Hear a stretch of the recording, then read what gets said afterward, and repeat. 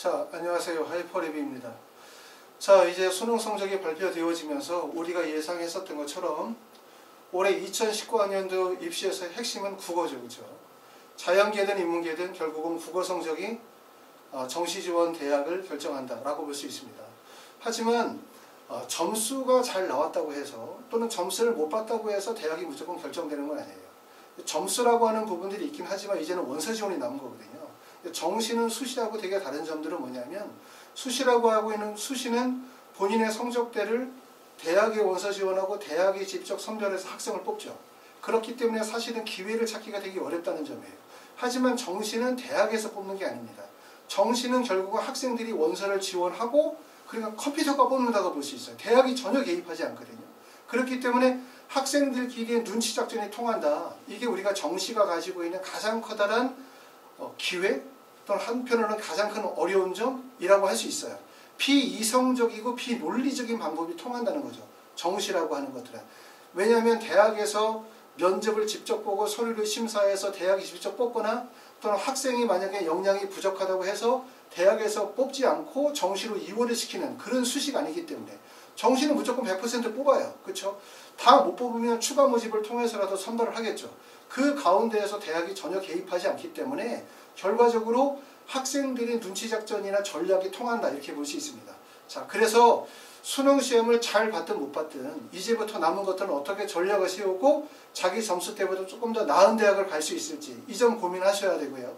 그 다음에 이제 수능 시험 보시고 난 다음에 실망하시는 분들 되게 많으세요. 아, 이렇게 해가지고 뭐 대학 못 갈 것 같고 차라리 그냥 재수할까?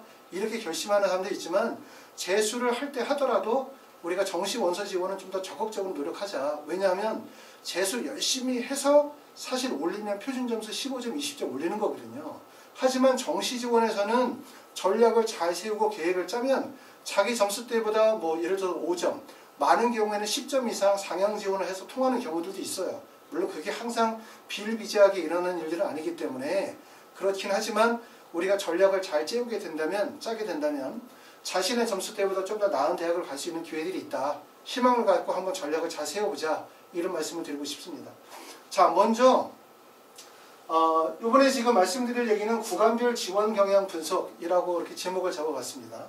먼저 올해 2019학년도 수능에 대해서 간단히 우리가 좀 아시는 것지만 여러분들도 아시지만 간단하게 분석을 좀 해보도록 할게요.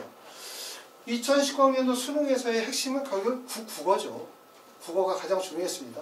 보시는 것처럼 국어 같은 경우는 전년도에 비해서 1등급과 2등급에서는 변별력이 발생이 되어졌기 때문에 2018년도에 1등급이 4.90%, 2019년도가 4.68%였어요.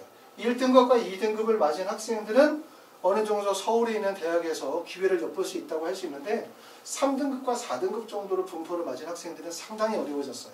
결국은 올해 입시에서는 3등급과 4등급 그리고 서울 외곽 그렇죠. 인서울 하는 그 접점에 있는 대학과 그 다음에 지방국립대 아니면 경기권의 주요 대학들 이 대학들이 원서 지원이 상당히 어려울 수밖에 없겠다.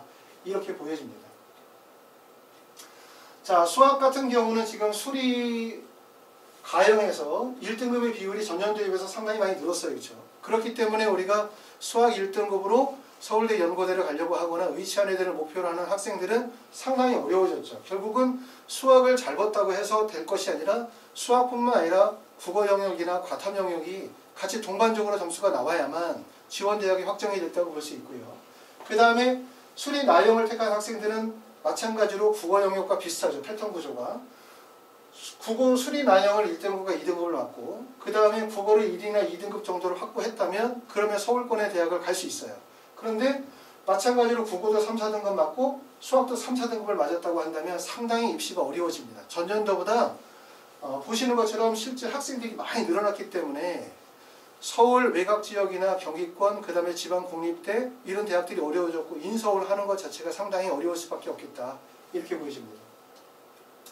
자, 영어도 마찬가지로 전년도에 비해서 어려웠었기 때문에 1등급과 2등급의 비율은 많이 줄었고요. 특히 1등급 같은 경우는 전년도에 10.03%에서 5.30%니까 큰 폭으로 줄었죠. 자, 이렇게 입시를 보면은 물론 항상 입시를 치르고 나면 그 해마다의 입시에 따라서 여러 가지 유불리가 발생할 수밖에 없어요.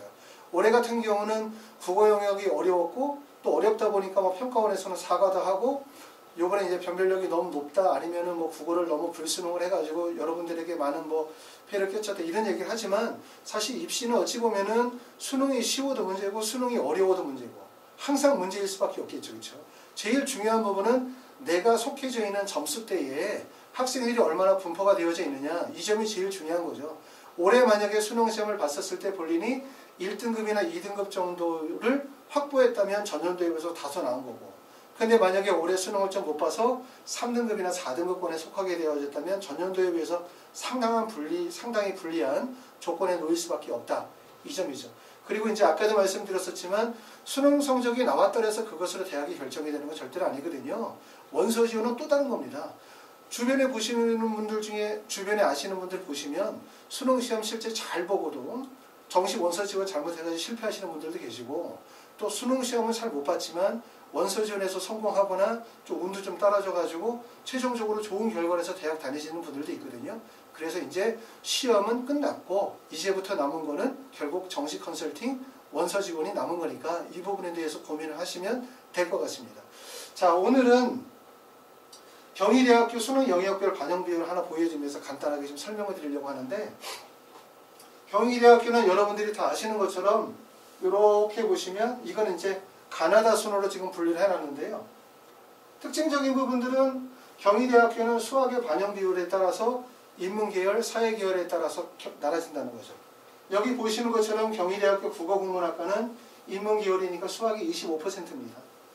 경희대학교 언론정보학과는 사회계열로 수학이 35%예요.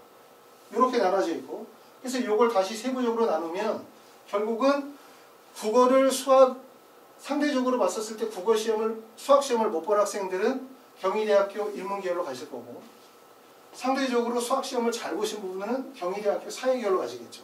그렇죠? 그래서 경희대학교 사회계열을 보면 세무회계학과가 397점, 그 다음에 관광학과가 393점, 그 다음에 인문은 394점이 영어영문학과고 그 다음에 주거환경학과가 389점이에요. 이렇게 점수대가 나와 있습니다.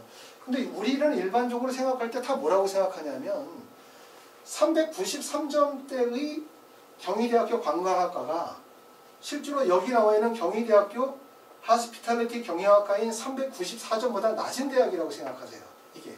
왜냐하면 일반적인 입시기관에서 생각할 때 이건 394, 393으로 구분 지어놓으니까 이거는 관광학과가 당연히 하스피탈리티 경영학과보다는 어떤 학과다? 점수대가 낮은 학과다. 그렇기 때문에 만약에 내 점수가 392점이라고 만약에 가정을 해봐요. 자, 이렇게 나눴을 때 393점을 맞은 393점이 경희대학교 관광학부인데 나의 점수가 만약에 392점이다. 그러면 학생이 지원할 때 어디를 지원할까요? 393점인 경희대학교 관광학과를 지원하겠습니까? 아니면 394점대의 하스피탈리티 경영학과를 지원할까요? 이 성적대에서 여기를 지원하는 학생은 없겠죠, 당연히. 그렇죠? 대부분 다 여기에 지원하겠죠?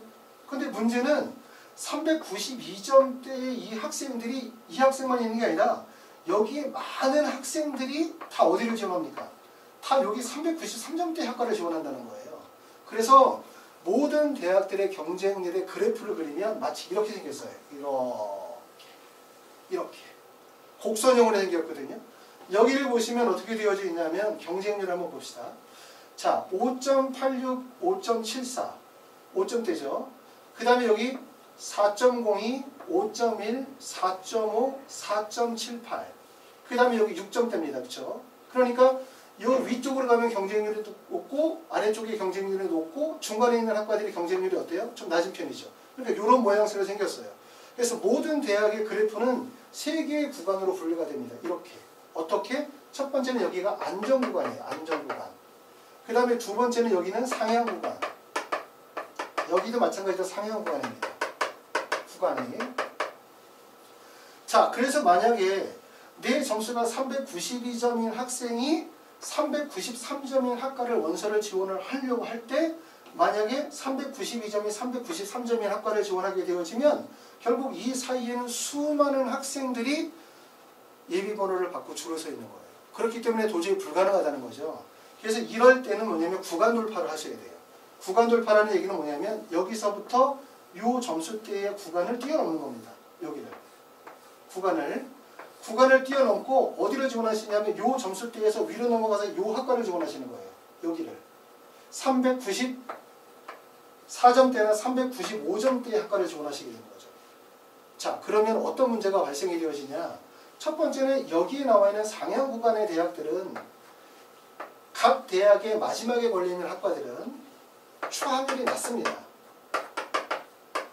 추가 합격 비율이 당연히 낮겠죠. 왜냐하면 경희대학교 붙으면 다니겠죠. 건국대나 동국대를 지원한 학생들이 경희대학교 마지막 주광경학과를 붙으면 다닙니다. 문과는 대학 중심이기 때문에. 그렇죠? 그러니까 다니다 보니까 추합률이 발생이 되어지지 않겠죠. 또 마찬가지로 마지막의 학과들은 경쟁률이 높아요. 경쟁률도 높아질 수밖에 없어요. 이거는. 그렇죠? 추합률 높고 경쟁률이 낮으니까 사실상 여기는 기회가 없는 겁니다. 기회가. 없어요. 그렇죠?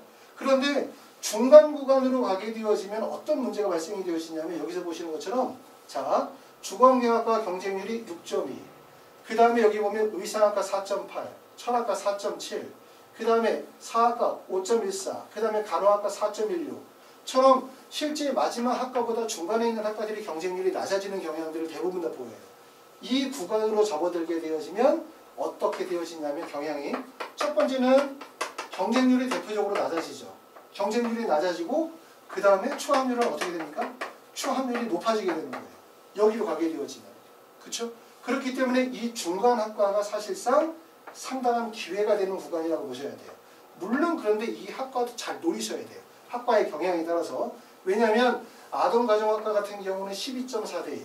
그 다음에 여기도 보면 정치외교 같은 경우들은 학과들이 한 뭐 8.85대 1로 경쟁률이 이렇게 높은 경향들이 보이는 거죠. 이런 것들은 학생들이 그 해마다 기회를 노리고 들어왔다고 볼 수밖에 없어요. 경쟁률이 다소 낮을 것이다. 다른 사람들이 이 학과를 좀 싫어할 것이다.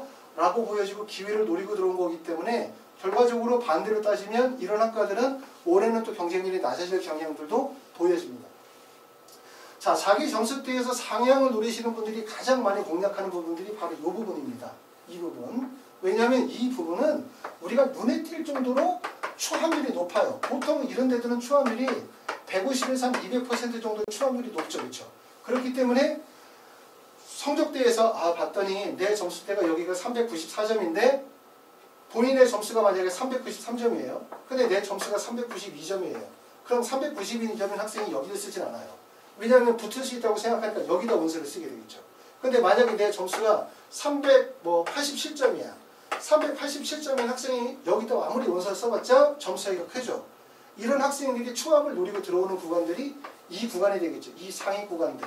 그렇죠? 그런데 아셔야 되는 것은 이런 위쪽 대학들은 추합률이 높다 하더라도 실제 자녀분까지 점수가 안 온다는 거예요.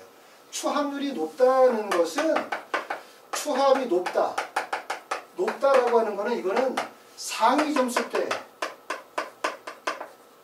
상위 점수의 분포 비율이 높다는 거예요.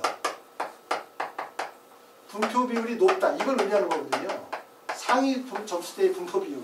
왜냐하면 이 학생들이 실제 높은 점수를 가지고 있으니까 상위 대학으로 빠져나가는 거고 빠져나가니까 추합이 도는 거죠. 그러니까 추합률이 높다는 건 마치 제자리에서 여러 바퀴를 도는 거하고 똑같은 거예요. 그런데 잘 모르는 사람들은 추합률이 높으면 기회가 있다고 생각해요. 추합률이 높은데 기회가 발생이 되는 경우는 실제 합격 점수와 점수의 편차가 적을 때. 그렇죠? 예를 들어서 여기가 397점인데 내 점수가 396점 정도 되어진다. 그럼 추합률이 높으면 돌아와요. 기회가. 하지만 387점인 학생이 397점인 학과를 원서를 써도 기회가 안 와요. 왜냐하면 상위 점수대 학생들이 분포가 높기 때문에 하위 점수대까지 추합이 발생이 되지 않는다는 거죠. 그렇죠? 자, 그래서 이런 점들을 간단히 말씀을 드리면서 이런 점들이 여러분들이 어떻게 생각하시는지 모르겠지만 모든 대학의 경쟁률 한번 쭉 보시면 돼요. 내가 이번에 어디를 지원하게 되어질 때 그 대학의 경쟁률 한번 쭉 학과별로 정리해보면 특징은 뭐냐?